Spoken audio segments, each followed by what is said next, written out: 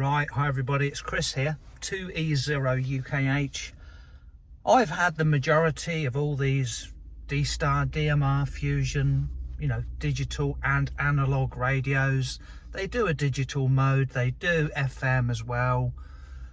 And, these are just my opinions, so bear that in mind. But from someone who's owned most of these radios, in the photo, the thumbnail you'll see for this video, there's the ID51, the ID52 and the Kenwood THD74. And the title of this video is, why did I sell the best handheld that money can buy? That's just my opinion. I considered the Kenwood D74 to be the best all-round radio handheld transceiver that money can buy. And so why did I sell it? Well, it does a huge amount of things that I don't need to do. It does more than any handheld. It's has got exceptionally good wideband receive, including sideband and CW. It's got dedicated modes. The sideband receiver is just fantastic. It's like having a little scanner in your pocket. And it picks up sideband everywhere. HF, 2 meters, even UHF. I did a video showing it working on VHF and UHF, but on sideband. So it's got a fantastic receiver. It's got loads of CW options, Remarkable amount of settings, just for CW, for example. It does everything. You can press record. You can record on this Kenwood D74. You can press record and record a CQ call. CQ. Rather than calling it out, you can press a button. That's normally on HF transceivers. It's got loads and loads of APRS functions.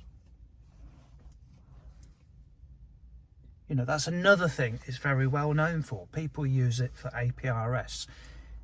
And the list goes on. There's loads of exceptional things it does. But that radio, the Kenwood D74, can fetch a lot of money if you sell it second hand. So I sold it because I've actually been poorly. I've been off work. As well as that, I needed some money to sell something to pay for my car insurance. And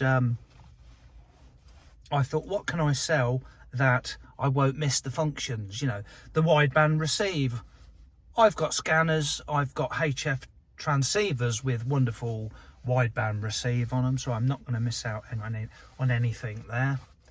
APRS, I use APRS on the ASUS. I like the ASUS system on the ASUS FT5D. That works really well. And so that's why I sold the best overall handheld transceiver there is, because I'm not using all the functions. It's a fantastic radio. I can use the functionality somewhere else. That's the reason I sold it. And if someone wants all that functionality, that's the reason I'm recommending it. I've got the ID52 in front of me. I've just got it here. Better than sitting here talking, looking at a fence. I've just got it here because it's a beautiful radio. The Kenwood, the D74, I think it's got a much more colourful, bright screen on it, but it's very small. Although I've criticised this screen in the past, it's the largest screen on any handheld. So I like ICOM, I like the interface. I like all of them. I like Yaesu, but I like the D-Star interface on ICOM radios. It's nice and clear and easy to read. Largest screen on any handheld. Like I said, you can read this radio in sunlight, and I just don't feel the screen on it is as vivid and colourful as other radios, like any of the Anytones 878, the ASUS FT5D or the Kenwood. It's not as colourful, but it gets extra points because it's super easy to read because it's so large. Now, I've completed my battery tests on the ICOM ID52. In the past, I've said it has only lasted me 4 or 5 hours, and that still stands, but for one reason. I did briefly mention it.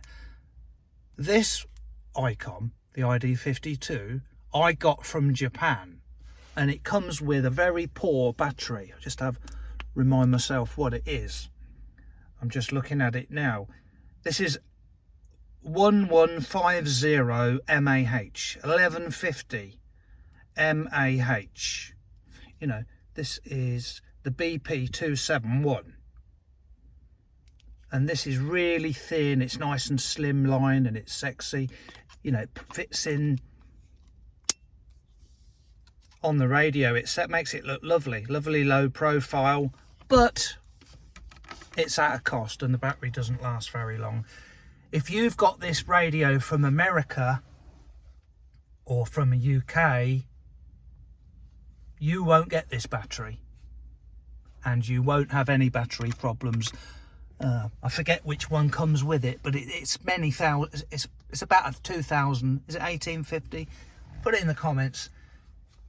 It's a lot better than this battery, and you won't have battery problems. It will last all day. This one just lasts me an evening. So if anyone's thinking of getting this one, the 1150, it's good for an evening, but it won't last me all day. So this was just a quick video about why I sold the best radio and why I've got this one, why I'm left with this one, because I don't use all the functionality in the Kenwood, and I sold the other D-Star radio in the thumbnail, which is the ID51. I sold that because that's starting to look a bit dated, and I couldn't read the screen. It was too small writing.